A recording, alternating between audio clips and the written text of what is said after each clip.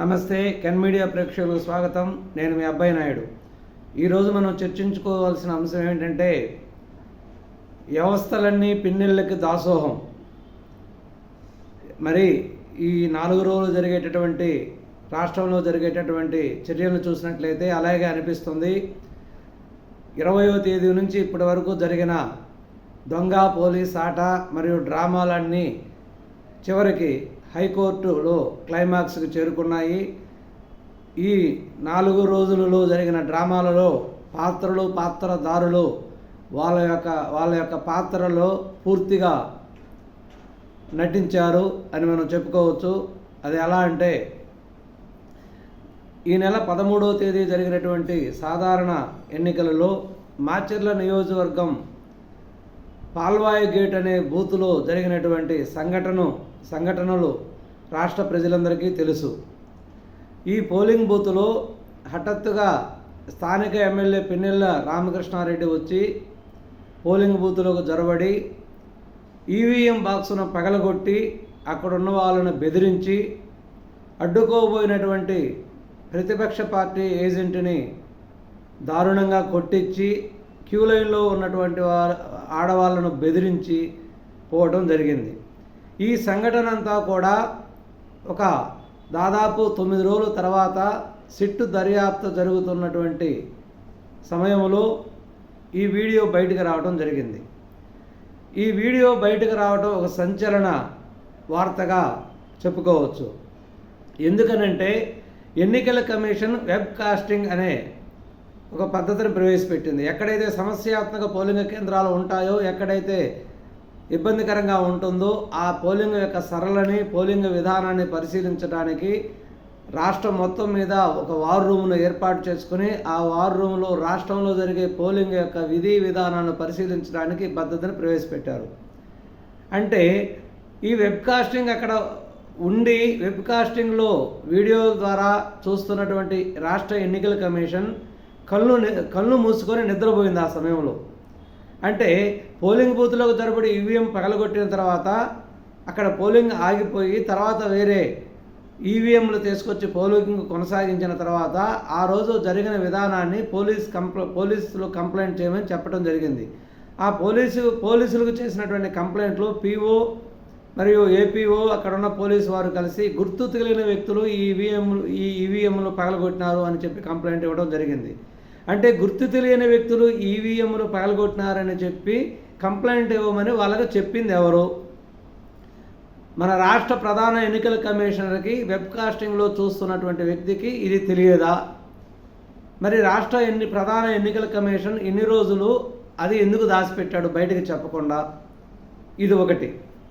ఇకపోతే తర్వాత అనుకోకుండా వచ్చిన వీడియో వల్ల ఈ వీడియోని కేంద్ర ప్రధాన ఎన్నికల కమిషన్కు పంపించడం వల్ల కేంద్ర ప్రధాన ఎన్నికల కమిషన్ సీరియస్ అయ్యి రాష్ట్ర ప్రధాన ఎన్నికల కమిషన్కి చేసి వెంటనే అతన్ని అరెస్ట్ చేయడం వల్ల ఆగమేఘాల మీద పోలీసులు ఒక 7-8 టీములు ఏర్పాటు చేసి పిన్నెల రామకృష్ణారెడ్డి కోసం ఎత్తుకులాటం ప్రారంభించారు.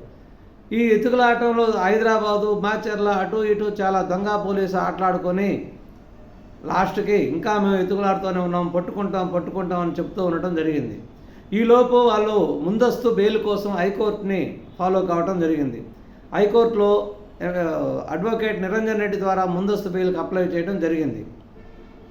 నాకు తెలిసిన సమాచారం మేరకు ఇతను 22వ తేదీ హైదరాబాద్ ఎయిర్పోర్ట్లో శంషాబాద్ ఎయిర్పోర్ట్లో ఇతను పోలీసులు అదుపులోకి తీసుకున్నారు. పోలీసులు అదుపులోకి తీసుకొని వాళ్ళ సమక్షంలోనే ఉంచి ఈ డ్రామా అంతా నడిపించారు. కానీ ఎక్కడా దీన్ని అరెస్ట్ అయినట్టు చూపించలేదు. ఖచ్చితంగా వీళ్ళు శంషాబాద్ ఎయిర్పోర్ట్లో పిన్నెల రామకృష్ణారెడ్డిని అదుపులోకి తీసుకున్నారు, ఇది వాస్తవం. కానీ ఇది బాహ్య ప్రపంచానికి తెలియకుండా పోలీసు ఎలక్షన్ కమిషన్ కలిసి దీన్ని దాచిపెట్టారు. ఎందుకు? ఈ విధమైన లాలూచి మీకు అవసరమా? ఎందుకు? ఇవన్నీ ఒక ఎత్తు అయితే నిన్న హైకోర్టులో వచ్చిన తీర్పు ఒక ఎత్తు. ముందస్తు బెయిల్ కోసం అప్లై చేసుకున్నటువంటి పిన్నెల రామకృష్ణారెడ్డి గారిని వచ్చే నెల 6వ తేదీ వరకు అతను ఏమీ చేయొద్దు, అతను జోలికి పోవద్దు అని ముందస్తు బెయిల్ ఇవ్వడం జరిగింది. ఈ ముందస్తు బెయిల్ ఇస్తూ కొన్ని కండిషన్లు పెట్టడం జరిగింది. 4 కంటే ఎక్కువ తిరగకూడదు, ఎటువంటి విచారణకు సహకరించాలి, ఎటువంటి దుందుడుకు చర్యలు చేయకూడదని ఇవ్వటం జరిగింది. ఎలక్షన్ విధానంలో ఇంతకంటే పెద్ద తప్పు, పెద్ద ద్రోహము ఏదైనా ఉందా?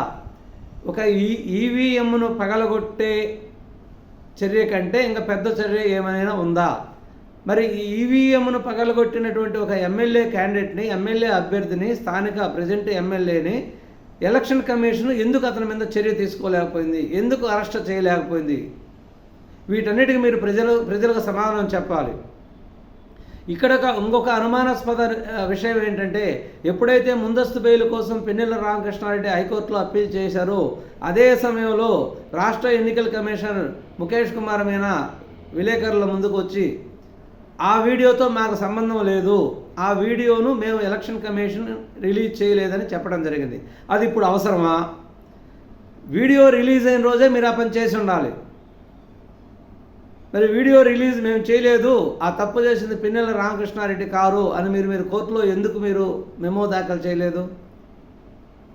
అంటే ముందస్తు బెయిల్ ఇవ్వటం కోసం వాళ్ళ మీద ప్రభావం చూపించడానికి అక్కడ పిన్నెల గారి యొక్క లాయర్లు ఈ వీడియో గురించి వ్యతిరేకంగా మాట్లాడటానికి మీరు అవకాశం ఇచ్చినట్టు కాదా? మీకు అంత అవసరం ఏముంది? దాంట్లో ఉన్నటువంటి విషయం వాస్తవం కాదా? అంటే పిన్నెల రామకృష్ణారెడ్డి ఈవీఎంను పగలగొట్టలేదని మీరు చెప్పగలుగుతారా? ఇన్ని జరిగినా కూడా ఇంత పెద్ద విషయము ఎలక్షన్ కమిషన్ విధానంలో ఎలక్షన్ కమిషన్ యొక్క చర్యలని, ఎలక్షన్ కమిషన్ యొక్క విధానాన్ని అపహాస్యం చేసినటువంటి వ్యక్తిని మీరు రక్షించటంలో మతలబు ఏంటి? అంటే మీరు ఈ వ్యవస్థను ఏమి చేస్తున్నట్టు? కాబట్టి ఇవన్నీ కూడా పరిగణలోకి తీసుకోకుండా వాళ్ళ వాదనలు పరిగణలోకి తీసుకున్నటువంటి హైకోర్టు కూడా ఇటువంటి తీర్పు ఇవ్వటం దిగ్భ్రాంతికరము, ఆశ్చర్యకరం. ఇప్పుడు ఈ మధ్యకాలంలో న్యాయ వ్యవస్థ నుంచి వచ్చిన 2 తీర్పులు ప్రజాస్వామ్య స్ఫూర్తికి చాలా విరుద్ధంగా ఉన్నాయి. అందులో ఒకటి వివేకానందరెడ్డి హత్య కేసు గురించి. ఆ హత్య కేసు గురించి షర్మిల, డాక్టర్ వైఎస్ సునీత ఇద్దరు కూడా ఎక్కడ మాట్లాడకూడదు ఎలక్షన్ అయిపోయేదాకా అని ఒక తీర్పు. ఇప్పుడు ముందస్తు బెయిల్ ఇవ్వటం. అదే ఒక సాధారణ వ్యక్తికి మీరు ఇలాగే బెయిల్ ఇవ్వగలుగుతారా? ఒక సాధారణ వ్యక్తిని మీరు ఈ విధంగానే రక్షించగలుగుతారా? అంటే సాధారణ ప్రజలకు ఒక న్యాయం, ఎమ్మెల్యేలకు ఒక న్యాయం. ఈవీఎంను పగలగొట్టే అంత దౌర్భాగ్యమైనంత పని ఏమైనా ఉందో? ఒక ఈవీఎంను పగలగొట్టారంటే భారత రాజ్యాంగం యొక్క స్ఫూర్తిని, ఎలక్షన్ కమిషన్ యొక్క విధానాన్ని అపహాస్యం చేసినట్టే, నవ్వులు పాలు చేసినట్టే. అంటే ఇంకా మీ గురించి ఎంత పెద్ద మాటలు వాడాలన్నా వాడచ్చు, కానీ మాకే అసహ్యంగా ఉంది ఆ విధంగా మాట్లాడటానికి. ఇంత జరుగుతున్నా కూడా మీరు ముందస్తు బెయిల్ రావటానికి మీరు పరోక్షంగా సహకరించారంటే అది ఏమని చెప్పుకోవాలి? అంటే 6వ తేదీ దాకా అతను జోలికి పోకూడదంటే 4వ తేదీ కౌంటింగ్లో అతను ఏ చర్యలు తీసుకున్నా కూడా, అతను ఏ గందరగోళం చేసినా కూడా దానికి బాధ్యులు ఎవరు? అంటే అతని ద్వారా దాడికి గురైనటువంటి ఈ ప్రతిపక్ష నాయకులు ఏజెంట్లు, ప్రతిపక్ష పార్టీ కార్యకర్తలు వాళ్ళ పరిస్థితి ఏంటి ఇప్పుడు? వాళ్ళు ధైర్యంగా ఈ వారం 10 రోజులు తిరగలుగుతారా? ధైర్యంగా ఉండగలుగుతారా? తెలుగుదేశం పార్టీకి సంబంధించినటువంటి ఏజెంట్లని వాళ్ళు పెట్టుకోగలుగుతారా? తెలుగుదేశం పార్టీ ఏజెంట్లు ధైర్యంగా కౌంటింగ్లో పాల్గొనగలుగుతారా? మీరు ఎందుకు దానికి సరైన భరోసా ఇవ్వలేకపోతున్నారు? కాబట్టి ఇవన్నీ కూడా అన్ని వ్యవస్థలు అపహాస్యం పాలైనాయి. ఇంతకంటే మనం ఏం చెప్పాలో అర్థం కావట్లేదు. కాబట్టి మన వ్యవస్థలన్నింటినీ ఎంతో న్యాయ వ్యవస్థ మీద ప్రజలకు చాలా గౌరవం ఉంది, నమ్మకం ఉంది. కాబట్టి అది కూడా కొన్ని చర్యల వల్ల రాను ఆ న్యాయ వ్యవస్థ మీద ఉండే నమ్మకం కూడా సన్నగిలుతుంది. ఉదాహరణకి ఈ 2 చర్యలుగా చెప్పుకోవచ్చు.